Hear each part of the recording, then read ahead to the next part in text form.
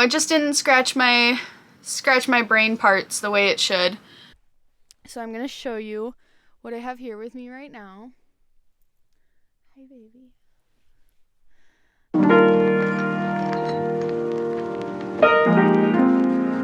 Hello and welcome back to my channel. My name is Taylor, and the video that you are about to watch is an entire December reading vlog. Originally, it was supposed to just be 1 week, but life ended up getting really busy, so I decided to just make it into a month-long reading vlog. So I hope that you enjoy watching as the month progresses what I was reading, and don't forget to like, comment, and subscribe to the channel for more content like this, and I will see you at the end for the outro. Hello! My name is Taylor, and welcome back to my channel, or welcome. If this is your first time seeing me, I do a lot of fiber arts related content, and recently I've been trying to get more into doing reading content. So I posted a video of the 26 books I would like to read while I'm 26, and then this is going to be my first reading vlog. My best friend and I did a little road trip for Thanksgiving, and I crocheted the entire time because I am a first-class passenger princess. So my hands, wrists, elbows, they hurt. So I think I kind of overdid it. So my plan this week is to read as many books as possible. First one is Cassandra Clare's City of Lost Souls. This is the 5th book in the Mortal Instruments series. I have listened to over 65% of this on the audiobook, but I don't know why my library app, there's a huge wait list for this book. So I put it on, but not the physical copy, but just the ebook and the audiobook. But so I figured I'll just read the physical book rest of the way through. And then the 6th book in the original Mortal Instruments also has a huge long wait list, but library had the 6th book. This is a chunk. And then I got Done and Dusted by Lila Sage, and With Love from Cold World. So just 2 little romances. I really like romances as a palate cleanser, but I don't like buying them because I go through them so quickly, and then I'm just okay, I don't need to keep this unless it's the most amazing book ever. I've seen both of these everywhere. I love the covers. They just very much go together. Both of which very long wait times for the ebooks and audiobooks. So I'm glad I found them at my local library. And then last couple books here are books that I own. I've been rereading Crave by Tracy Wolff. It's just been taking me a while. I just haven't, been, I don't want to say interested in reading, but I haven't sat down and made myself read, because sometimes the attention span type stuff, you just got to sit down and zone in. I have my Kindle here because I'm reading Iron Flame on it. Can't find the physical book anywhere, unfortunately, but I bought the ebook. So, reading it on there. The Way Back Home by Courtney Peppernill. This is one of her newer poetry collections. This was also on my 26 books to read in the year 2026, or 26 books to read while I'm 26, my TBR. And then another one that was on that is Why Men Love Bitches by Sherry Argov. I also started this one today. Yeah, so I'm going to sit down and read some of these, and we'll see what I think of them, and I'll let you know how many books can we read in 1 week.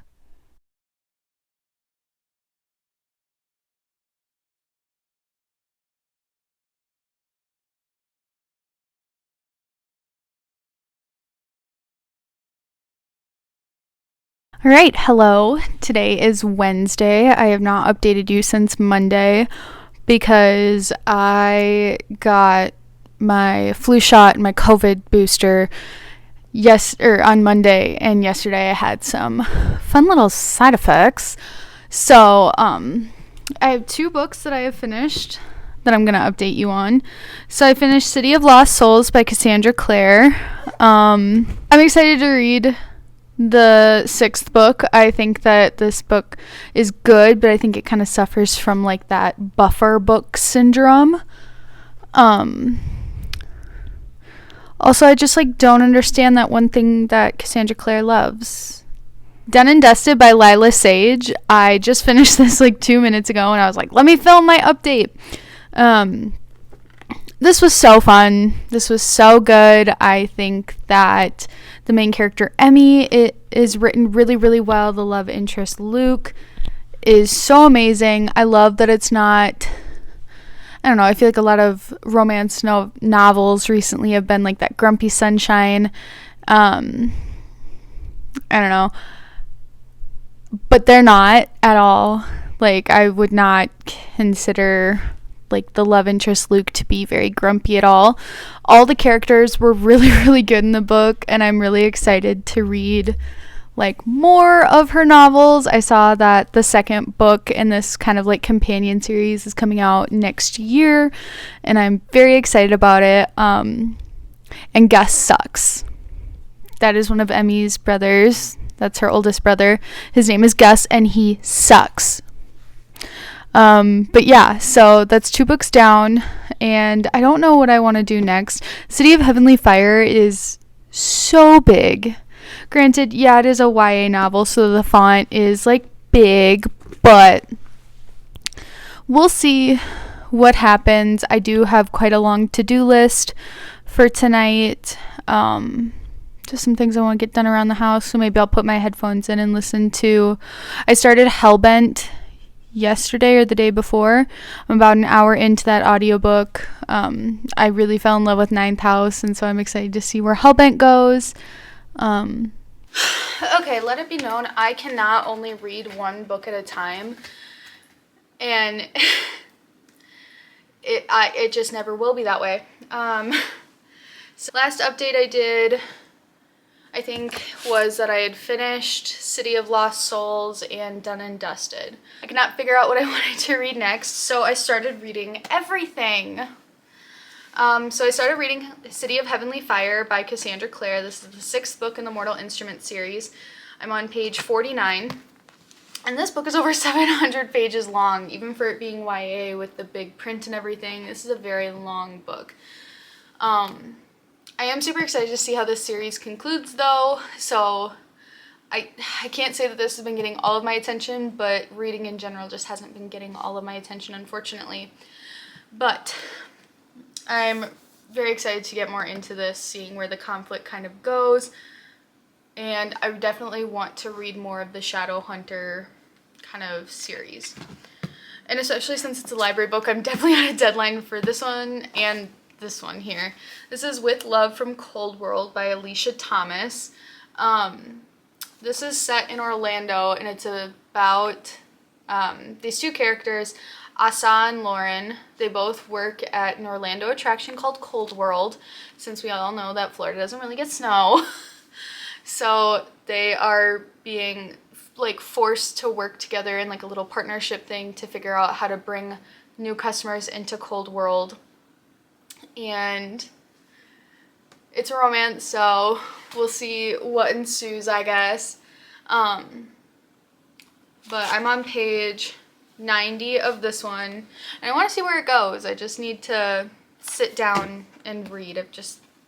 Life goes so fast. Life goes so fast. Another book that I've read, probably around 20 pages in, Why Men Love Bitches by Sherry Argov. I believe I'm still on chapter 1. Yeah.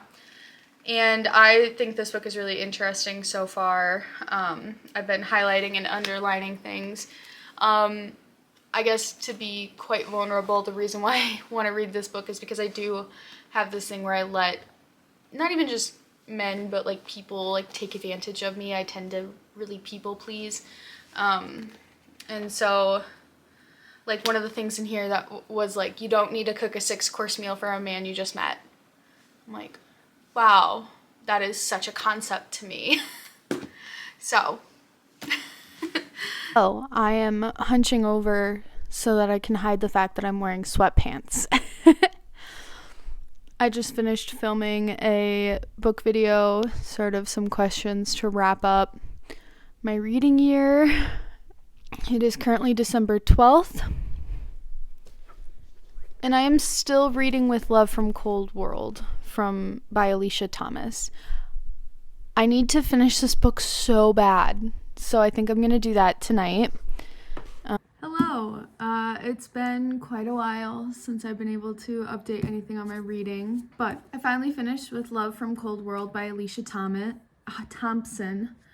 I'm gonna give this book 3 stars. I thought it was fun, it was cute, but I just didn't really jive with the characters or why they liked each other.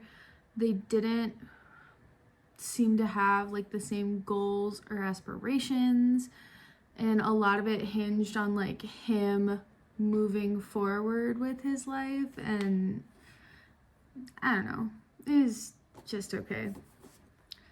And then right away I picked up Winter Street by Elin Hildebrandt, and this book starts off so quickly.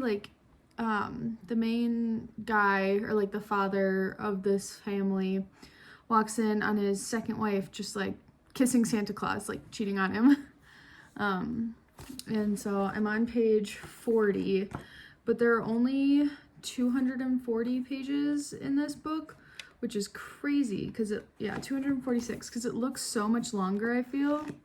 So we'll see where this one goes. Hello, so it is December 26th today, and I just have a few little reading updates. I know it's been a while since I updated. Went home, celebrated some stuff with my family, and now Rapid City is engulfed in, it's not even a blizzard, it's just blowing so much. And it's made all of the roads so bad. Well, from Sioux Falls to Rapid City, I-90 is completely closed. So I don't know, if you're in the Midwest, please be safe. So I'm just gonna update you on some of my reading stuff, what I've been reading, and what I did end up finishing while I was driving. I listened to some audiobooks, as I do. I started and finished Terms and Conditions, which is Dreamland Billionaires #2 by Lauren Asher. I liked this book, but I gave it a 3 stars because I just felt like Declan was just very not likable, but I liked the way they worked together. But I don't know, it really was just a relationship of convenience. I don't know, it just didn't scratch my brain parts the way it should. And then I read Hooked, which is a novel in the Never After series by Emily McIntyre. I also gave this a 3 stars, but I really enjoyed it.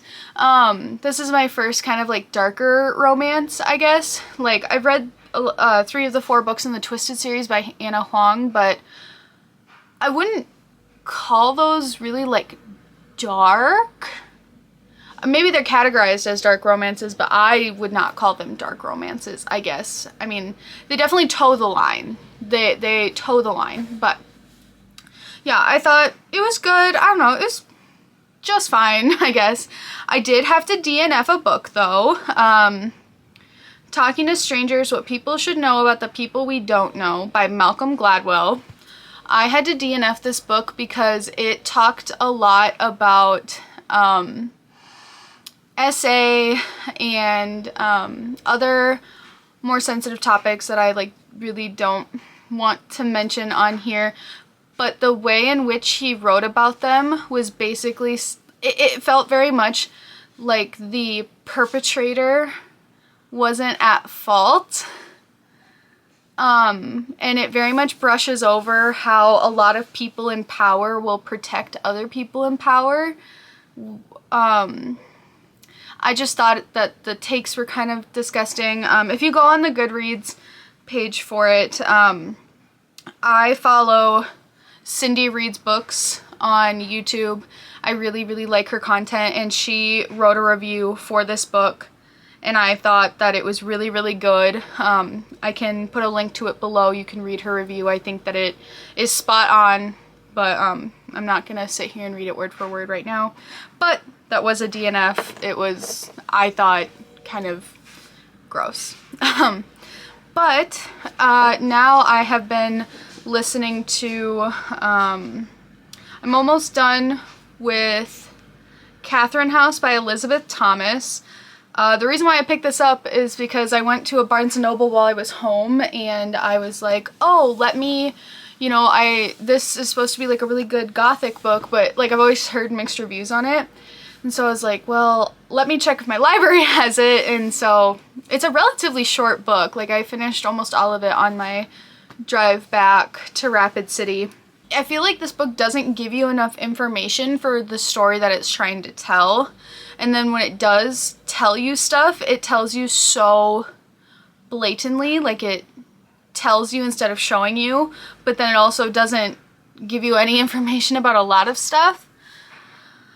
And I understand it's supposed to be like unreliable narrator and all this stuff, but I don't know, something about it just, I don't know, I'm gonna finish it because I'm curious now, but But those are my audiobooks, and then we have a little small book haul.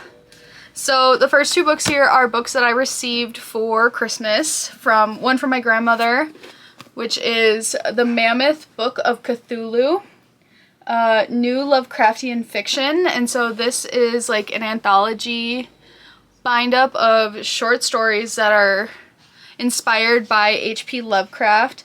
I really want to read more Lovecraft. I do have like, Tales from Dreamland, and I have one about Cthulhu as well, so got that one. And then my mother, this was actually for my birthday, but I don't live at home, and so Women's Work the First 20,000 Years by Elizabeth Wayland Barber. So it's Women, Cloth, and Society in Early Times, which I think is so cool. Jillian Eve is a fiber artist here on YouTube, and she references this book with talking about some very, what are they called? Traditional methods of spinning and weaving, maybe some knit or crochet. So I'm really excited to dive into this book. I think it'd be really fun because then it toes that line of like, oh, here's my fiber art stuff, but in like my reading form and stuff. So I'm really, really excited about this one. And then this book I got from Half Price Books. It's City of Heavenly Fire by Cassandra Clare. I checked this book out from the library, and I just knew I was not going to finish it by the time it was due, so unfortunately I, gave the book back to the library. But there's a Half Price Books that's really close to my hometown, so I just went and picked it up. It was $8, and I don't know, I mean, I know that young adult books aren't even that much more expensive, but I mean, anything to save a little bit of money. Now I can read it on my own time at my own pace, because this is a big book. This is over 700 pages. And then for Christmas, my cousin got me a Barnes & Noble gift card, and unfortunately there isn't a Barnes & Noble in Rapid City, so I made time to go to a Barnes & Noble while I was in Minnesota, and I got two really interesting books, or at least what I deem as to be interesting books. This first one is 7 X's by Lucy Wine, and like that cover is just so cool. So it says 7 mischances, who is the one that got away? So it's about this woman named Esther who is nearing 30 years old. She basically like kind of has it all, but she doesn't have a boyfriend, and she wants a boyfriend. And so this magazine column does like this dating stuff, and it says that there are 7 people a woman will date before finding the one. The first love, the work mistake, the overlap, the friends with benefits, the mischance, the bastard, and the serious one. So if anyone is familiar with Scott Pilgrim, I thought that this was a really interesting concept. I don't know. I just thought, I don't know why my brain like made those connections, but I think she goes back and like dates all 7 of the exes that she has that like fit into each one of these categories. So I thought that'd be really interesting. And then the last one I got is Bad Feminist Essays by Roxane Gray. And I'm just going to read you the little blurb that had me, so it's got like praise for this book. So it says, Alternately friendly and provocative, wry and serious, her takes on everything from Girls to 50 Shades of Grey helps her recontextualize what feminism is and what it can be. And that was by Time Out New York. And I just thought that that was a really interesting thing. Like, I would love to see what a quote-unquote bad feminist has to say about 50 Shades of Grey. Just in general, that was such a interesting cultural moment for women. But yeah, so not too much going on. I am off of work today, so I would like to get a little bit of reading done, but also I just spent so many days with my family and I just kind of want to veg out on the couch and do nothing while I have a little bit more alone time before one of my roommates gets home from work. So yeah, that's all I have for now. And hello, I hope you enjoyed this reading vlog. There will be a December reading wrap up on my channel, probably within the next week or two. And I will go over all the books that I read a little bit more in depth, and I will see you guys next time. Bye.